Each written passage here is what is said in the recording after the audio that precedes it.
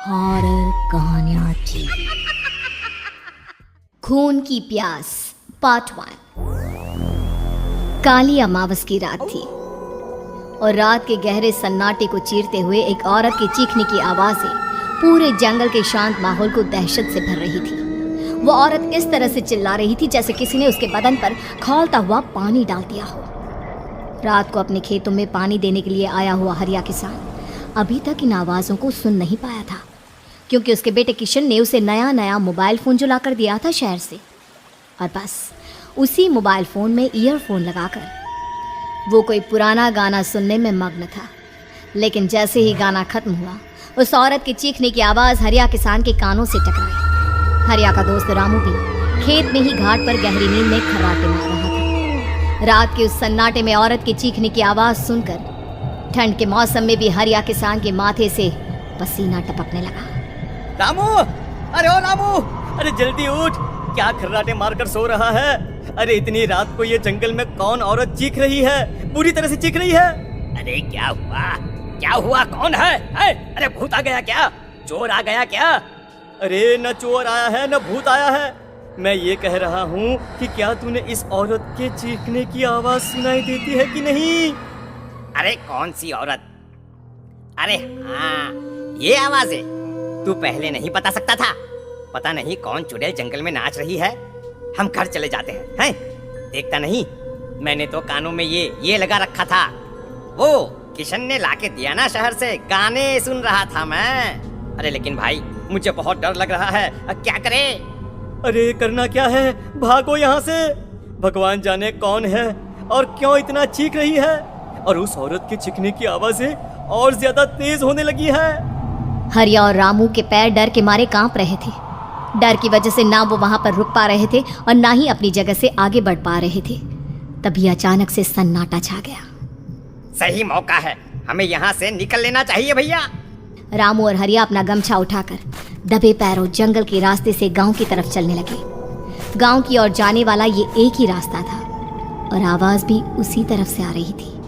लेकिन अभी 2 मिनट पहले वो आवाज पूरी तरह बंद हो चुकी थी और जंगल में पहले जैसा सन्नाटा पसर चुका था। तभी अचानक से पेड़ों में किसी के चलने की सरसराहट रामू और हरिया को सुनाई दी। क्या तुमने कोई आवाज सुनी? हाँ यार, ऐसा लग रहा है कोई इस तरफ ही आ रहा है। और तभी अचानक सामने पेड़ से एक साया रामू और हरिया के सामने उल्टा आकर लटक गया। ये देखकर रामू और हरिया की चीख निकल गई। वो दोनों डर के मारे बेहोश हो गए। वो साया जमीन पर आकर खड़ा हुआ। उसने रामू और हरिया के बालों को पकड़कर खींचना शुरू कर दिया। अब तुम गांव वालों में से कोई जिंदा नहीं बचेगा। मैं तुम सबको ले जाकर उस गड्ढे के नीचे दफन कर दूंगी। सबकी जान ले लूंगी, मैं किसी को नहीं छोड़ूंगी। अगली सुबह रामू की पत्नी कमला हरिया के घर आई और उसने हरिया की पत्नी सुमन से अपने पति के बारे में पूछा। सुमन, कल रात को ये तुम्हारे ही पति के साथ गए थे खेत पर, अभी तक लौट कर नहीं आए हैं। हाँ बहन, मैं भी वही सोचकर परेशान हूँ। मेरे पति भी अभी तक खेत से लौट कर नहीं आए। भगवान जाने क्या बात है, दोपहर होने आई है। अब तक तो उन दोनों को लौट कर आ जाना चाहिए था। क्या करे, कैसे पता करे कि वो दोनों कहाँ हैं? मेरा बेटा भी शहर गया हुआ है, वरना उसी को भेज देते खेत पर।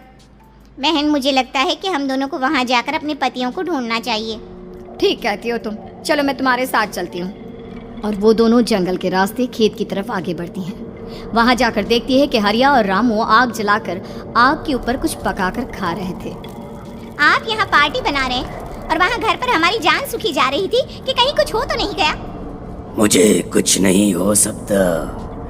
मैं कभी नहीं मर सकता, समझे तो? अरे तबीयत तो ठीक है, ये किस तरह की आवाज में बात कर रहे हैं आप? कुछ हुआ है क्या? कुछ नहीं हुआ, बस जोरों की भूख लग रही थी, इसलिए खाना बनाकर खा रहे थे। अच्छा, इतनी बदबू आ रही है, ऐसा क्या बनाकर खा रहे हैं आप? जरा हमें भी तो बताइए। अरे भाभी, क्यों परेशान हो रही हैं? मांस पकाकर खा रहे हैं। एक जंगली जानवर कल रात को खेत में आ गया था। हम दोनों ने उसे मार दिया और बस उसी का मांस पक रहा है। आप भी खाइए ना, बहुत ही स्वादिष्ट है। दिमाग खराब हो गया क्या आप दोनों का? आप दोनों मांस कब से खाने लगे, और वो भी जंगली जानवर का? चलिए अभी कभी घर चलिए। चलेंगे लेकिन पहले ये मांस तो खत्म कर ले। कुछ देर बाद रामू और हरिया कमला और सुमन के पीछे पीछे गांव की तरफ चल देते हैं। रामू और हरिया की आंखें पहले जैसी नहीं रही थी, उनमें कुछ बदल गया था। रामू अपनी पत्नी कमला के साथ घर चला जाता है और हरिया अपने घर आ जाता है। देखिए, आपने जो कुछ भी किया मैं उसके लिए आपको माफ़ कर देती हूँ, लेकिन आज के बाद ये रामू के साथ जाकर मांस पकाकर खाया ना, तो इस घर में घुसने नहीं दूंगी आपको। अरे दिमाग मत खराब करो, मैं वहाँ खाट पर लेटकर गाने सुन रहा हूँ, मुझे परेशान मत करना आप। इतना तमाशा खड़ा कर दिया, दोपहर तक घर लौट कर नहीं आए और अब गाने सुनने। लेकिन हरिया घर के बाहर आंगन में जाकर चुपचाप लेट गया और गाने सुनने लगा। गाने सुनते सुनते हरिया को नींद आ गई। सुमन ने उसके कान से ईयर प्लग हटाया और अपने आप से कहा, जरा मैं भी तो सुनकर देखूं, ऐसे कौन से गाने सुनते हैं। उधर मोबाइल में एक अजीब सा गाना बजने लगा।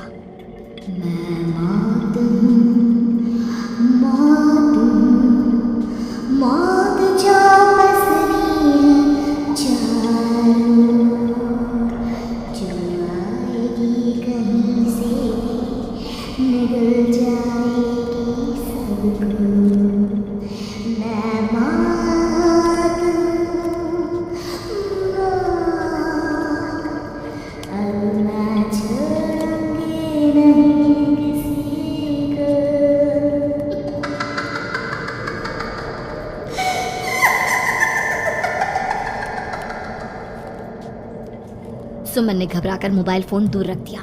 वो बुरी तरह से डर गई थी। तभी अचानक हरिया अपनी नींद से जागा और गर्दन टेढ़ी करते हुए सुमन के पास आया। क्या क्या कर रही थी? गाने सुन रही थी? वो ये कैसा गाना सुन रहे थे तुम मोबाइल के अंदर? मौत है, मौत। अरे ये सारी बातें छोड़ो और ये बताओ, आज शाम को तुम मेरे साथ खेत चलोगी? लेकिन क्यों? और तुम इस तरह से क्यों बात कर रहे हो? अपनी गर्दन सीधी रखकर बात करो ना। वो मेरी गर्दन में सोते सोते थोड़ा दर्द हो गया है। मेरे साथ आज खेत चलो ना। तुम्हारे साथ पूरी रात रहना चाहता हूँ। कैसी बात कर रहे हैं दिन दहाड़े? जरा भी शर्म नहीं आती क्या? अरे इसमें शर्माने वाली क्या बात है? तुम पत्नी हो मेरी। पूरी रात खेत पर रहता हूँ। मुझे भी तो तुम्हारे पास आने का हक है कि नहीं? अच्छा ठीक है, चलती हूँ आपके साथ खेत पर, लेकिन फिर उस रामू को मत बुलाना। अरे कैसी बातें कर रही हो? अगर तुम मेरे पास होगी तो मैं किसी को नहीं बुलाऊंगा, सिर्फ तुम और मैं और रात का सन्नाटा। शाम के वक्त हरिया सुमन को अपने साथ खेत पर ले जाता है। आसमान में चांद पूरी तरह से चमक रहा था। हरिया ने अपने खेत में बनी हुई छोटी सी झोंपड़ी के अंदर सुमन को अपने पास बिठा लिया और उसके बालों में हाथ फिराते हुए कहा, कितनी खूबसूरत हो तुम, बहुत सुंदर लग रही हो। एक चांद से भी ज्यादा सुंदर लग रही हो।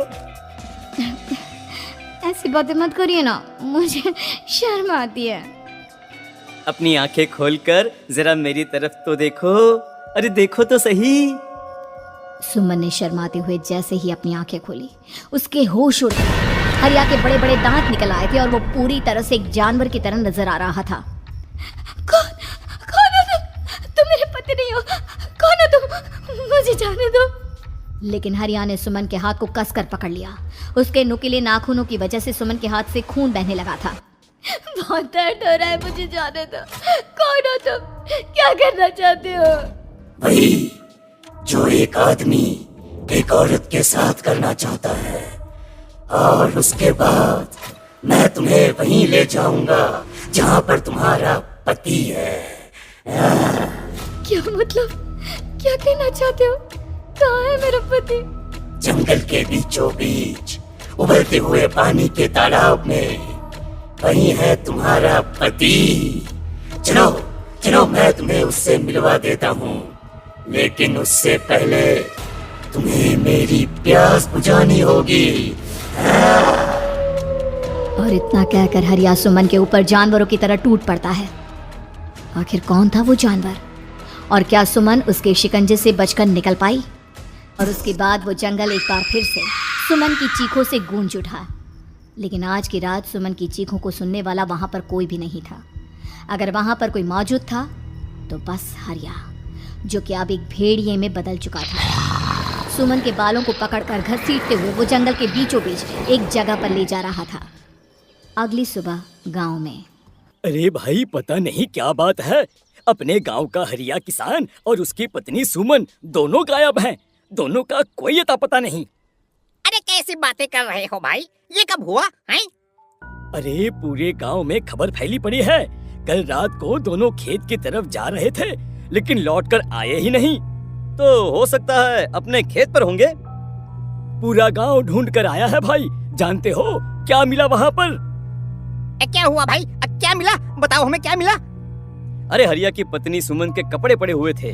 शरीर का एक एक कपड़ा फटा हुआ झोपड़ी के बाहर पड़ा था, लेकिन दोनों पति पत्नी का कोई पता ठिकाना नहीं था। अरे भाई, लेकिन उसका जो दोस्त है ना रामू किसान, उससे पता करके आते हैं ना। अब तक तो दोनों साथ ही खेत पर जाया करते थे। हाँ, हमें उसके घर जाना चाहिए भाई। चलो चलो वहाँ चलते हैं, चलो। वो सारे लोग रामू के घर पर पहुंचते हैं। रामू अपने घर के बाहर बैठकर हुक्का पी रहा था। आज सारे के सारे लोग टोली बनाकर मेरे घर क्यों आ रहे हैं? क्या कोई मर गया क्या भाई? अरे कैसी बातें कर रहे हो? तुम्हारा सबसे अच्छा दोस्त हरिया और उसकी पत्नी गायब है और तुम यहाँ बैठकर हुक्का पिए जा रहे हो हैं? रामू ने अजीब सी नजरों से उन सब गांव वालों की तरफ देखा, जिसकी वजह से वो लोग एक बार के लिए डर गए। गायब है? अरे गायब नहीं है, मुक्ति मिल गई है। उन दोनों को मुक्ति मिली है। इस दुनिया में आकर हर इंसान पाप करता है और उसे उसके पापों के लिए मुक्ति मिलना बहुत जरूरी है। अरे ये कैसी बहकी बहकी बातें कर रहे हो भाई, हैं? और इसका चेहरा अजीब सा क्यों लग रहा है? लगता है दोस्त के मरने का गम बैठ गया है। पागल हो गया है शायद ये पागल। ये बात सुनते ही रामू चीख कर जोर से चिल्लाते हुए कहता है, पागल मैं नहीं हूँ, पागल तुम सब हो। और ये शैतानी जंगल अब तुम में से किसी को नहीं छोड़ने वाला, सबको खा जाएगा। याद रखना मेरी बात। शैतानी जंगल? कैसा शैतानी जंगल? लगता है रामू पागल हो चुका है। हमें यहाँ से चलना चाहिए भाई। चलो चलो चलो। तभी रामू की पत्नी बाहर आती है। नहीं, आप लोग इनकी बात का बुरा मत मानिए। 2 दिन पहले हरिया के साथ खेत पर गए थे। जब से वहाँ से आए हैं तब से ऐसी ही बातें कर रहे हैं। भगवान जाने ऐसा क्या देख लिया उन्होंने, खेत में कुछ भी बड़बड़ाते रहते हैं। लेकिन गांव के लोगों ने कमला की कोई बात नहीं सुनी और वो सब वहां से चले गए। रात अब धीरे धीरे ढलने लगी थी। तभी अचानक किसी ने धीमी सी आवाज में रामू को पुकारा। रामू, आ जाओ, मैं तुम्हारा इंतजार कर रहा हूँ। और सुनो, अपनी पत्नी को साथ लेकर आना, नहीं तो काम अधूरा रह जाएगा। ये आवाज सुनते ही रामू के चेहरे पर शैतानी मुस्कुराहट आ जाती है। वो धीमे कदमों से अपने घर के अंदर आता है। क्या हुआ? तबीयत ठीक है ना अब आपकी? मैं तुझे अपने साथ खेत पर ले जाने आया हूँ, चल। मैं तुम्हारे साथ कहीं नहीं जाने वाली। मुन्ना गहरी नींद में सो रहा है और उसे अकेला छोड़कर मैं तुम्हारे साथ खेत पर नहीं आ सकती। वैसे भी तुम्हारे उन खेतों में भगवान जाने कौन सा राक्षस घूम रहा है, मुझे तो डर लगता है। रामू गुस्से में दांत पीसता अपनी झोपड़ी से बाहर आ जाता है और कमला गहरी नींद में अपने बच्चे के साथ सो जाती है। तभी अचानक रात को रामू की झोपड़ी के ऊपर एक साया वही गाना गुनगुनाते हुए घूमने लगता है जो हरिया के मोबाइल में बजा करता था। मैं मौत हूँ, मौत हूँ, मौत जो पसरी है चारों ओर, जो आएगी कहीं से निगल जाएगी सबको। मैं मौत हूँ,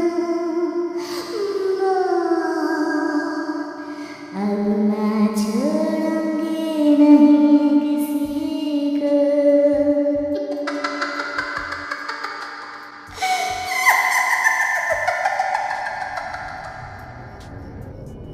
ये आवाज सुनकर रामू की पत्नी कमला की आंख खुलती है और वो देखती है कि उसका मुन्ना अपनी जगह से गायब था। कमला चीखते हुए बाहर दौड़ कर आती है। वहां पर उसने देखा कि रामू ने अपने बच्चे को झोपड़ी के बाहर एक पेड़ से उल्टा लटकाया हुआ था और उसका बच्चा चीख चीख कर रो रहा था। वहीं दूसरी तरफ एक साया बच्चे के ठीक नीचे आग जलाकर उसके चारों तरफ हैवानों की तरफ नाच रहा था। छोड़ दो मेरे बच्चे को। अरे क्या कर रहे हो तुम? शर्म नहीं आती तुम्हें अपने ही बच्चे को इस तरह मौत के हवाले करते हुए? अपना बच्चा? किसने कहा ये मेरा बच्चा है? अरे ये तो उस रामू की औलाद है, इस गांव के किसान रामू की। और मेरी दुश्मनी इस गांव के हर इंसान के साथ है। क्या? कैसी बात कर रहे हो तुम? और ये औरत कौन है? ये मेरे बच्चे को खा जाएगी। तभी अचानक से उस साया ने एक बेहद खतरनाक दिखने वाली औरत का रूप ले लिया और उसकी आंखों से आग निकल रही थी। सही पहचाना तूने। मैं तेरे बच्चे को खा जाऊंगी। अगर तू अपनी इस हैवान के रामू के साथ जंगल नहीं आई तो मैं तेरे बच्चे को खा जाऊंगी। लेकिन क्यों? आखिर क्या चाहते हो तुम मुझसे? मुझे जंगल क्यों ले जाना चाहती हो? औरत बुरी तरह से ठहाके मार मार कर जोर जोर से हंसने लगी और साथ में रामू भी। ये तो तुझे वहाँ चलने के बाद ही पता चलेगा ना। अगर तू नहीं आई तो थोड़ी देर में तेरा ये बच्चा आग में जलकर मर जाएगा। चल जल्दी। नहीं नहीं, मेरे बच्चे को छोड़ दो। तुम जहाँ कहोगे मैं तुम्हारे साथ चलने के लिए तैयार हूँ। और उसके बाद उस बच्चे को झोपड़ी में लिटाकर आगे आगे वो साया चल रहा था और उसके पीछे पीछे रामू अपनी पत्नी के बाल पकड़कर उसे घसीटते हुए जंगल की तरफ ले गया। जंगल में जाने के बाद कितनी खूबसूरत हो तुम। आज की रात बस तुम और मैं एक दूसरे के साथ रहेंगे। मुझे तुमसे बहुत डर लग रहा है। तुम्हें क्या हो गया है? तुम तो बिल्कुल ठीक थे। वो होगा जो हमारे बीच होना चाहिए। तो आओ आओ अपने आप को मेरे हवाले कर दो। कमला ने डर की वजह से अपनी दोनों आंखें कसकर बंद कर ली थी। रामू ने बुरी तरह से चीख कर कमला से कहा, आंखें खोलो अपनी और मेरी तरफ देखो। कमला ने जैसे ही अपनी आंखें खोली उसने देखा कि रामू एक खतरनाक खूनी हैवान में बदल चुका था। कौन हो तुम? जाने दो मुझे। क्या चाहते हो मुझसे? वही जो एक आदमी एक औरत से चाहता है। मैं तुम्हारा पति रामू नहीं, बल्कि इस जंगल का एक भेड़िया हूँ और आज की रात तुम्हारे खून से अपनी प्यास बुझा जाऊं। और उसके बाद वो जंगल कमला की दर्दनाक चीखों से गूंज उठा। अगली सुबह कमला के कपड़े भी जंगल में उसी तरह पाए गए जैसे कि सुमन के पाए गए थे। इस घटना के बाद पूरे गांव में दहशत का माहौल था। अपने माँ बाप की मौत और गांव में हो रहे इस तरह की घटनाओं की खबर सुनकर किशन शहर से गांव लौट आया था। अपने माँ बाप की बेदर्द मौत की वजह से वो बहुत परेशान था। तभी अचानक उसे अपने घर में खाट के नीचे पड़ा हुआ वो मोबाइल फोन मिला जो उसने अपने पापा हरिया को गिफ्ट किया था। अरे कितने प्यार से पापा के लिए मोबाइल फोन लेकर आया था। इसे एक दिन भी काम में नहीं ले पाए। और आखिर कौन है जो गांव में इस तरह की हत्याएं कर रहा है? क्या है इन सब के पीछे? क्या है? मुझे पता करना ही होगा, वरना एक दिन पूरा का पूरा गांव खाली हो जाएगा। इस गांव में एक भी जिंदा इंसान नहीं बचेगा। गांव के लोगों की मदद करने के इरादे से किशन अपने गांव से दूर एक दूसरे गांव में बहुत बड़े तांत्रिक के पास मिलने के लिए गया। तांत्रिक बाबा, अब आप ही कुछ उपाय बता सकते हैं। भगवान जाने हमारे गांव को किसकी नजर लग गई है। नजर नहीं लगी है, किसी ने तुम्हारे गांव को बद्दुआ दी है। किसी सताई हुई आत्मा का प्रकोप है और अब वो पूरे गांव में किसी को नहीं छोड़ेगी जब तक उसकी आत्मा को शांति नहीं मिल जाती। अरे लेकिन ऐसा कौन है बाबा? किसकी आत्मा है और कैसे मिलेगी उसे शांति? मौत है, मौत कहीं से भी आएगी और सबको निगल जाएगी। इससे बचने का सिर्फ एक ही उपाय है, लेकिन उस उपाय को करना आसान नहीं होगा। जो भी उस उपाय को करने की कोशिश करेगा उसकी जान जा सकती है। भले ही मेरी जान चली जाए, लेकिन मैं अपने गांव के लोगों की जान बचाने की पूरी कोशिश करूंगा बाबा। तो ठीक है, फिर अगली अमावस की रात जैसा मैं कहता हूँ वैसा ही करना। अमावस की रात तांत्रिक के बताए अनुसार किशन अपने साथ केरोसिन लेकर जंगल की तरफ चल पड़ा। उसके हाथ में देवी के मंदिर का सिंदूर भी था। किशन जंगल के बीचों बीच पहुंचा। ये देखकर उसकी आंखें फटी की फटी रह गई। वहां